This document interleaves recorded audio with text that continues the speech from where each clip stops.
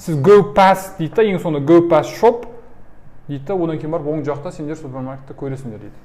Екіншісі underground station, кешірім сұраймын. иә? Не underground station деген? Метро, иә? Underground station. Under деген астында, ground жердің асты ғой сонда. Жердің астындағы станция. Окей, метро. Келесі үшіншісі? Үшіншісі синема дұрыс, иә? Төртіншісі? Bus station ба? Не деп айтты ең соңында? Букшоптан нема өтіп кетесің деді. Өтесің деді, сосын? Сосын сол букшоптың қасында тұр дейді. Қасында тұр деді ма, қарама-қарсы деді ма? Қарама-қарсы деді, иә? Opposite to cafe деп айтты, иә? Кафеге қарама-қарсы. Міне, кафеге қарама-қарсы. Bus station, иә. Bus station деген не ол? Автобус не? Остановка. Түсінікті ма? Енді қараңыздар, біріншісі қиын болуы мүмкін, иә? Мүмкін сіз ешқашан ағылшын тілінде былай беріліп, кірісіп, тыңдамаған шығарсыз. Дұрыс па? Оны мектепте, университетте әйтеуір бір тип қашып деген сияқты. Енді қазір бізге тест есебінде керек болғаннан кейін барып беріліп тыңдап істеп жатсыздар. Енді бұл жерде айтатын мәселе, сіздер тыңдаған кезде, иә, ағылшын тіліндегі тестке барған кезде тыңдаған кезде мынандай нәрсеге назар аударыңыздар. Көбінесе адамдар барлығын түсінуім керек деп ойлайды, сізге барлығын түсінудің қажеті жоқ. Окей? Екінші нәрсе, сандар, адамның аттары, одан кейін барып профессиясы мүмкін, иә, ең бастапқы мысалға әрбір айтқан кезде, олар сөйлеген кезде, мысалға бізде абзац деген нәрсе бар ғой жазған кезде, иә? Мысалға бір ойды айтып келе жатамыз да, одан кейін барып екінші ойды айтатын кезде ортасында абзацтан бастаймыз, дұрыс па? Тура сол сияқты бұлар сөйлеген кезде, екінші бір нәрсені айтайын деп отқан кезде, бірінші нәрсені айтып болды мысалға, Лондонда сен біріншісі там Trafalgar Square-ға бара аласың, иә? Trafalgar алаңына бара аласың деді да, одан кейін барып соны бітірді, ол мына жерде ішінде мына нәрсе бар деді. И кішкене адам тоқтайды. Кішкене тоқтайды да, одан кейін барып екінші ойды жалғастырады. Ал енді мына жерге барасың, мысалға Виктория музейіне бара аласың деген сияқты. Сол нәрселерді өздеріңізге түртіп алыңыздар. Окей? Ол бір ой аяқталғаннан кейін ортасына кідіріс, одан кейін барып жалғастырады. Сосын тесттің кезінде сіздерде мынандай нәрсе болады. Көп адамдар жақсы тыңдай алатын, түсінетін адамдардың өзі қателік жасайтын себебі, олар концентрация болмайды. Қасында көп адам отырады сіздерде. Мысалға 150 адам, ол 90 адам отыруы мүмкін. Үлкен зал ғой, ішіне бір колонка қойып қойды, болды, ол бүкіл залға. Окей? Сол кезде концентрация болмайтын болса, қиындау болады сіздерге тыңдау. Сол үшін мынандай не болуы мүмкін. Лайфхак дейміз ба өздеріңізге, иә? Тестке кірмей тұрып, бір 10 минут па, 5 минут па ағылшынша бір нәрсе тыңдап алыңыз. Окей? Тестке кірмей тұрып, кішкене бір тыңдап алыңыз. Сол кезде сіздің миыңыздың уже фокусы ағылшын тілге бетіп ауысады да. Иә? Сол кезде сіз уже ішке кірген кезде, былай қазақша айтқан кезде анау от алып алуға, разгон алып алуға уақыт керек емес та, айтқаннан бастап уже түсіне беретін болсыздар. Түсінікті ма? Листнингқа байланысты қазірше сіздерге айтатын нәрсе осы. Біріншісі ол әрбір ойдың арасында олар кідіріс жасайды, иә? Жаңа нәрсе айтқан кезде. Екінші нәрсе ол сіз цифрларға, адам аттарына, жалқы есімдерге көбінесе назар аударғандарыңыз дұрыс. Сол нәрселерді ұмытпаңыздар. Үшінші лайфхак ол әрине сіздердің жаңағы ағылшынша бір нәрсе тыңдап алуларыңыз кірген кезде. Окей? Енді қараңыздар, мен сіздерден бір нәрсе сұрайын, бірақ сұрақ қойын. Zero article деген нәрсені өттік қой өткен сабақ, иә? Енді оны қай кезде қолданатын болдық? Адам есімдерін алдында. Адам есімін қолданбаймыз, иә? Еш нәрсе zero article болды. Сосын иә, ай, апта дейміз, жыл, ғасыр деген кезде қолданбаймыз, иә? Сосын саяхатқа шыққан кездегі қолданылатын автокөлік, самолет. Иә, ол қатып қалған нәрсе. Go by bus, go by plane, go by train деген сияқты. Иә, тағы да. Сосын жаңағы тәңір заты. Иә, ол саналмайтын зат есім есебінде. Саналмайтын заттарға, иә. Бірақ ол кейбір кезде қолдану мүмкін ғой. Мысалға I ate the milk, I ate the cereal деген сияқты. Мен жедім деп нақты біреу айтса қолдану мүмкін. Бірақ жалпы қолданбайтындар, мүлде. Не бар еді ішінде тағы да? Үш сөз бар. Қандай? Last, this, next деген. Иә, ол кезде қолданбайтын едік, иә? Last month, this week, немесе next year деген сияқты. Ол кезде де ешнәрсе ешқандай әріп қолданбайтын едік. Қатты мороженое жеп қойдыңыз да мұздан, ешнәрсе қарамаған сияқтысыз ғой, мәлім? Сосын жаңағы бастапқы анықталған және анықталмаған артикльдерге сұрақтарға сәйкес келмесе. Иә, аналардың бәрін алып тастасақ, иә, негізі мен з-ні алып тастасақ, қалған барлығы енді былай айтқан кезде zero артиклға келеді ғой өзі, ол логический нәрсе, иә. Адамның атына байланысты мен егер Ержан деп айтатын болсам, Айекешев Ержан деп айтатын болсам, ол қай кез болуы мүмкін?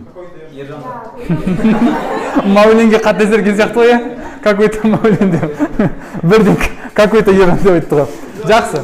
Иә, дұрыс айтасыз. Егер мысалға менің сынымда әйтеуір бір ержан деген біреу болды деп айтқан болса, немесе Мәулен деген сияқты біреу болатын болса, онда біз ержан деп айтуымыз мүмкін. Жалпы ондай нәрсе кездесуі мүмкін. Жақсы. Енді бүгін өтетін нәрсеміз біз ана жерде сіздерде сөйлемнің союзы дейді. Орысша айтқан кезде қазақша енді союз деген нәрсе жоқ қой, дұрыс па? Иә? Жалғаулықтар деп айтсақ болады, енді екі сөйлемнің ортасын жалғайтын нәрсе. Себебі қазақ тілінде ол нәрсе жоқ, орыс тілінде бар. Ағылшын тілі екеуі бір-біріне ұқсайды. Мысалға, негізі тақырып бойынша сол, мен сіздерге қосымша нәрсені айтып өтейін бүгін. Бүгін біз сын есім туралы сөйлесейік, иә? Артынша жаңағы нәрселеріңізді түсіндіремін. Қараңыздар, сын есім деген кезде бізде сын есімнің 3 түрі бар, иә? Несі бар? Сын есімнің шырайлары дей ма? Шырай ма? Иә, шырайлары дейді. Қандай? Жай, салыстырмалы, күшейтпелі. Жай дегеніміз просто әшейін етістік. Сары, жасыл, үлкен, кішкентай деген сияқты, дұрыс па? Ал енді күшейтпелі, салыстырмалысымен күшейтпеліге керек. Иә? Окей. Тағы да айтыңыздаршы, мысалы. Қазақша жасылырақ, тағы да. Ең мықты ол күшейтпелі кетіп қалады. Салыстырмалы. Үлкенірек, әдемірек, иә? Көктеу, қызылдау деген сияқты кете береді. Қазақ тілінде вариациясы көп. Енді ағылшын тіліне келейік. Ағылшын тілінде олардың да өзінің ерекшеліктері бар. Мысалға, біз бір заттан көп зат жасау үшін не жалғадық? S жалғадық, немесе ES жалғады, иә? Мысалы, boy дегенде boys, иә? Box дегенде boxes, иә? Немесе бізде ережен алқолар болды. Child, children, man, women деген сияқты, дұрыс па? Бірақ негізгі ереже бізде S жалғадық. Дұрыс қой, иә? Негізгі ереже S жалғадық. Сол сияқты салыстырмалы сын есімнің салыстырмалы шырай деген нәрсені айтқан кезде бізге ең бірінші ойға келетін нәрсе олар ER деген жұрнақ. Окей? ER, иә. Оны біз ағылшын тілінде comparative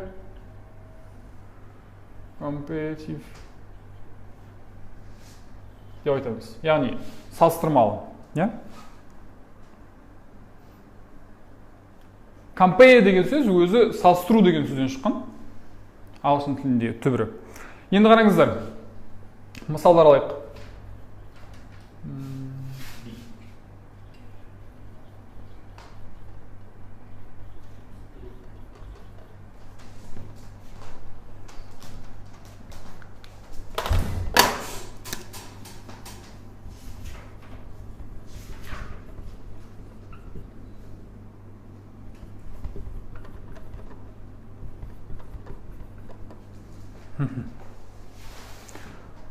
Жаңа айттым, иә? Негізінде біз ER несін жұрнағын жалғаймыз дедік. Бірақ ол ER-дің жалғанатын кезі, егер біздің сын есім бір немесе екі буыннан ғана тұрса, қысқа сын есімдерге біз ER жалғаймыз.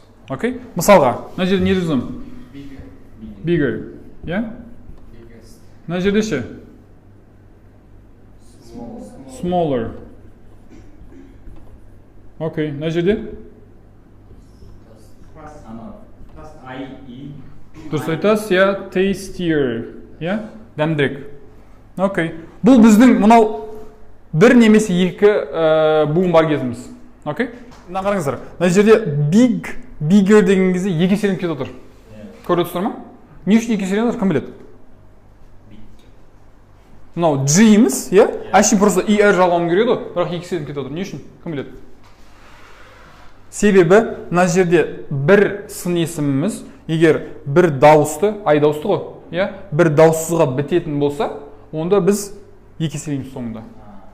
Окей? Кім қандай сын есім біледі? Любой сын есімді айтыңдаршы маған. Кез келген сын есім. Жоқ, ағылшынша. Tall, тағы да. Little, тағы да. Тағы да. Beautiful, тағы да айтыңыздаршы. Nice. Иә? Осы сын есімдердің арасында мына nice лайықшы, түсініктірек болу үшін. Қараңыз. Бұл да екі неден құралып тұр. Буыннан құралып тұр, дұрыс па? Иә? Бірақ мына жерде мен nicer дей саламын. Иә, жақсырақ, әдемірек деген сияқты. Nicer дей саламын. Ана жақта мен екі еселедім. Сонда мынау дауыссыз дауысты болып тұр. Енді мына жағдайдан басқасының бәрінде, дауысты дауыссыздан басқасының бәрінде просто ER жалғаймын. Окей? Ал егер дауысты дауыссыз болатын болса, онда екі есе сөйлеуім керек. Түсіндің ма? Мына жерде тура сол өзі қалады. Small, smaller, жеп жеңіл. Иә?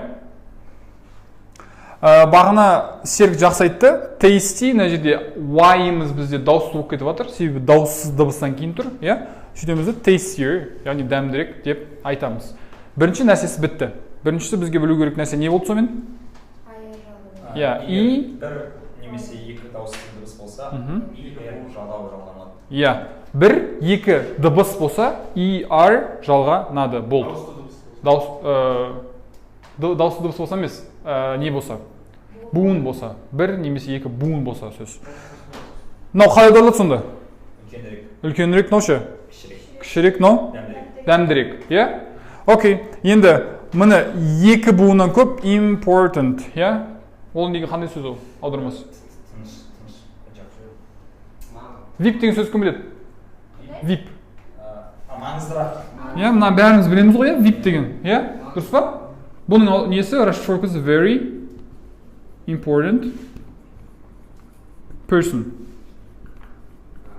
Не деген сөз сонда? VIP деген. Өте маңызды адам. VIP. Өте маңызды адам. Important деген сонда бізде маңызды. Окей? Енді қараңыздар. Егер бізде екі буыннан көп болатын болса, осы жерде ереже шығады. Окей? Ол алдына мына сөз тіркейміз. More деген. More. Иә? More important. Сонда қалай аударылады? Маңыздырақ. Білмеймін, ана адамнан маңыздырақ, мына зат немесе әрекет немесе кез келген нәрсе маңыздырақ. Окей. Осы сияқты мысал кім біледі? Үш буыннан тұратын, төрт буыннан тұратын сын есімдер. Beautiful келеді, иә? More beautiful деп айтамын. Тағы да? Wonderful. Wonderful оларымыз қалай? Иә, керемет, иә? Сондай мағынаға келеді. Тағы да? More wonderful деймін сонда. Олай айтсақ болады, иә? More favorite деп айтсақ болады. Тағы да? Опасный деген қалай болады? Dangerous, more dangerous, иә? Сонда екі буыннан көбейді ме, автоматически алдына more тіркеймді, болды, ары қарай еш нәрсе қоспаймын, болды, жеткілікті. Иә? Орыс тілінде более, мынау қалай аударылады? Более важный, иә? Ал тура сол сияқты, бұл жерде less дегенде болуы мүмкін. Бірақ мынаусы азырақ кездеседі, мынаусы көбірек кездеседі. Less, менее, иә, азырақ. Азырақ маңызды, көбірек маңызды, немесе маңыздырақ. Себебі біз бәрі салыстырып жатырмыз. Окей. Бұл екінші түрі. Бірінші түрі ER жалғадық, екінші түрі more дедік, үшінші түрі енді бізде исключение. Ағылшын тілінде исключение сөз болады, білесіздер. Мынаның қандай кім біледі? Very good деген ол өте жақсы. Жақсырақ деп айту үшін. Yeah, better. Yeah, better. Бұл ешқандай ережеге бағынбайды. Yeah? Но вообще good деп тұр ғой басында. Мына жер better болып кетті. Дұрыс па? Қазір оған келеміз. Енді үшіншісі, келесі сөз бізде bad, иә? Badтен ары қарай қалай болады? Жаманырақ. Жаманырақ болу керек. Ол worse. Жаманырақ. Бұл да бізде айналып келген кезде қайтып исключение. Мынау вообще bad еді, мынау worse болып кетті. Окей? Енді біз жалпы осы жерден мынандай нәрсені білуіміз керек. Енді қорытындылай келген кезде. Бірінші, бір-екі неден буыннан тұратын болса, онда біз ER жалғадық, иә? Мынау екі еселен кететін кезін айттық, одан кейін I болып айналып кететін кезін айттық, иә? Одан кейін екі буыннан көп болатын болса, more немесе less тіркедік алдына. Одан кейін барып, үшіншісі бізде ережеден ауытқу. Окей? Ондай нәрселерді біз жаттауымыз керек. Енді қараңыздар, мынау сөздер бұл екеу ғана емес. Окей? Ол тағы мынандай сөз бар. Мына барлығы little деп жазып өшіп тұрдым ғой. Little. Аудармасы қандай? Кішкентай. Less деген сөз бар. Азырақ. Окей? Немесе кішкентай, кішірек. Сосын Far деген сөз бар.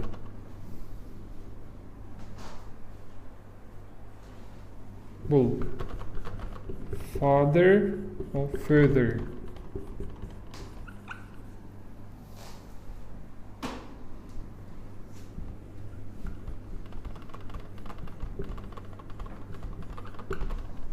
Many much деген сөз бар.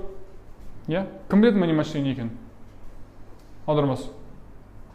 Көп, иә? Біреу саналатын затасымен, біреу саналмайтындармен қолданады. Бұныкі, мынау бағана тіркеттік қой, more-ды. Осынікі more. Иә. Мысалға, I have many books. Не деген сөз? Менде көп кітап бар, иә? А менде көбірек болса ше? I have, мынаның орнына мен уже more books. Менде көбірек кітап бар. Бірімен салыстырып отырмын. Окей? Енді ары қарай жалғастырып I have more books than you деген сияқты. Маған саған қарағанда көбірек кітабым бар деген сияқты. Бірақ жалпылама мынау бір-бірін былай ауыстырады. Түсініктірек болсын еді. Енді қараңыз. Кез келген нәрсені айтқан кезде, тілде болсын немесе шақ туралы айтқан кезде біз индикаторларына қараймыз. Мысалға, sometimes немесе often деген сияқты сөздерді көрген кезде біз present simple деп ойлаймыз. Дұрыс па? Иә? Тура сол сияқты мынау нәрселер барлығы, comparative, яғни салыстырмалы шырай сын есімнің осылардың барлығынан кейін көбінесе, енді 100-ге 100 деп айтпаймын, бірақ 100-ден 90%-ында бір сөз келеді мына сөзден кейін. Ол қандай сөз? Мысалға, мен чем деген сөз бар орысша. Кішкене кеп қалды? Зән. Иә? Зән. Осы сөз келеді көбінесе. Тестте мына сөзді көрсеңіз, зән дегенді, иә? Значит, ол салыстырып тұр бір нәрсемен. Бір нәрсе салыстырып тұр деген сөз. Екінші мағынасы бар, зән, жоқ, қателесіп. Зән деген көбінесе осы салыстырмалы шырайдан кейін келеді. Мысал бере ала ма енді маған бір адам? Кез келген бір сөйлем. Мен саған қарағанда үлкенмін деп айтыңыздаршы. Иә, дұрыс айтасыз, I am bigger. Үст жазылсаңыздар от өздеріңізге. Түсінікті үшін. I am bigger than you.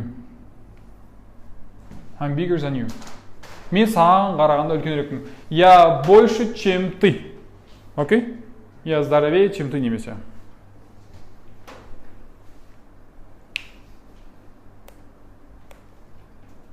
Сұрақ бар ма? Ана жерде фа дедіңіз ба? Иә. Соның салыстырмалы шырайы қандай дедіңіз? Мынауда. Father, further. Father деген зат есімге Келеді. Бірақ father, кім біледі қалай жазылатын? Father. Иә. Father. Мына жерде жоқ қой, father бар. Сосын, мынау екі түрлі мағына береді негізі. Ішкі мағынасын өңілетін болсақ, ол екі түрлі мағына береді. Оны негізі білудің қатты қажет жоқ, себебі тестте ол ондай қатты көп кездеспейді. Окей, бірақ екеуі мағыналы әртүрлі. Мысалға, айта салайын жарайды. Father деген, мынау far деген алыс қой. Иә?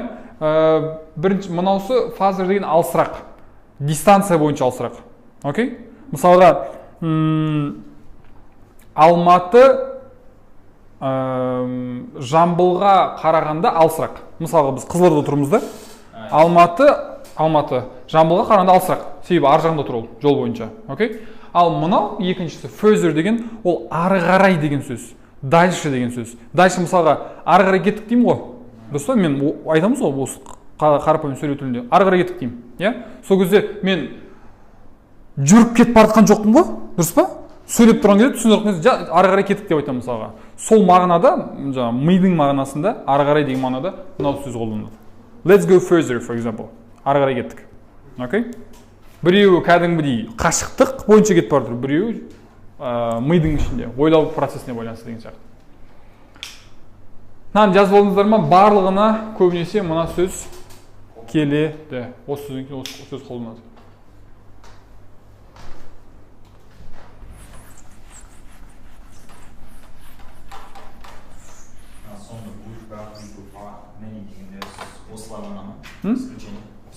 Иә, осылар, бесеу. Енді Comparative айттық, иә, салыстырмалы. Енді superlative-қа келейік. Superlative деген ол күшейтпелі. Қазақ тіліндегі қалай? Еңдер, иә? Ең мықтысы, ең жақсы, ең әдемісі деген сияқты. Мына жерге bigger дедіңіздер ғой. Былай үстіне ER деп жазсаңыздар, өздеріңізге түсініктірек. Көзге көрнекі болу үшін кейін қызылмен, иә? Келесі superlative. Superlative. Енді superlative деген кезде бізде бірінші ойға келу керек нәрсе ол EST. Окей? EST несін жұрнағын жалғаймыз. Өткен сабақта айтқаным сияқты, ағылшын тілінде осы тест жазған кезде көп адамдарда майда кішкентай нәрседен қате жібереді дедім ғой. Назар аудармай кеп тұрма, мысалға мына қазір biggest деп жазамын да. Кеп тұрма, biggest көріп тұрма, болды онда ары қарай сол biggest болып кете береді. Бірақ алдында ол сол biggest-ің алдында анау артикль алып кетеді өткендегі. The деген. Окей? The biggest. Сонда ең үлкен. Иә? Ең үлкен. Тура сол сияқты the smallest. The tastiest.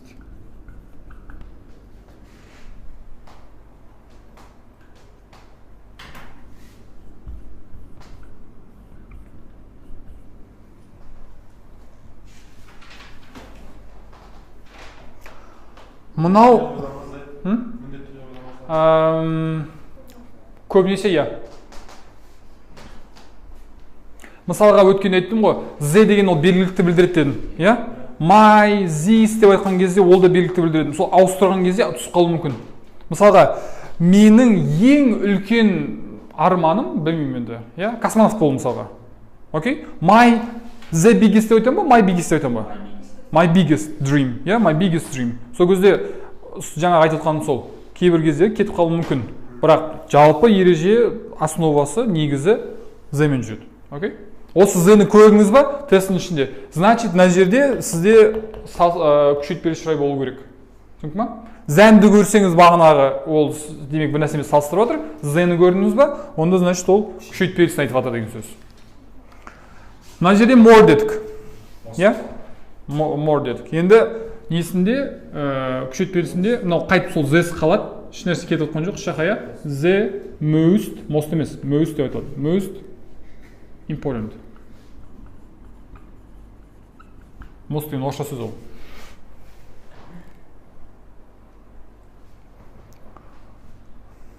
The most important. Сонда қалай аударылады? Ең маңызды. Иә, ең маңызды. Мынау да, мына сөзді білеміз ғой енді бәріміз. Иә?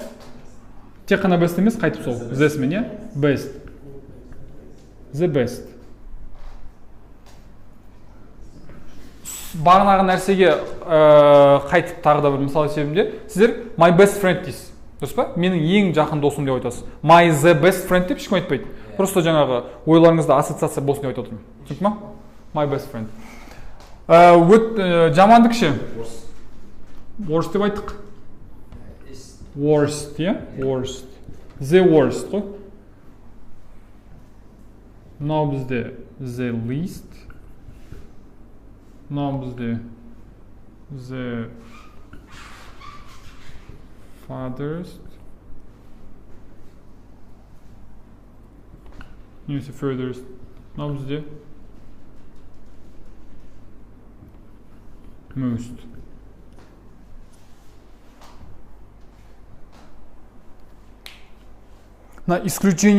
Исключениялар арқылы біліп алуға болады. Мынау салыстырмалы шырайда мынау неміз more болды, салыстырмалы болды. Немізде күшейтпелімізде most болды. The most. Окей? Мен сыныптағы ең үлкен адамын деп қалай айтамын? Ма не? I'm the biggest. Қазір айтты ғой Z деп. I'm the biggest. I'm the biggest man болсын. In a class. In a class. Мен сыныптағы ең үлкен адам. мынаны зен белгілеп алыңыздар, ESI-ді белгілеп алыңыздар өздеріңізге. Индикаторлар бізге көрсететін. Осы бізде салыстырмалы шырай немесе күшейтпелі шырай деген сияқты нәрселерді айтатын индикаторлар.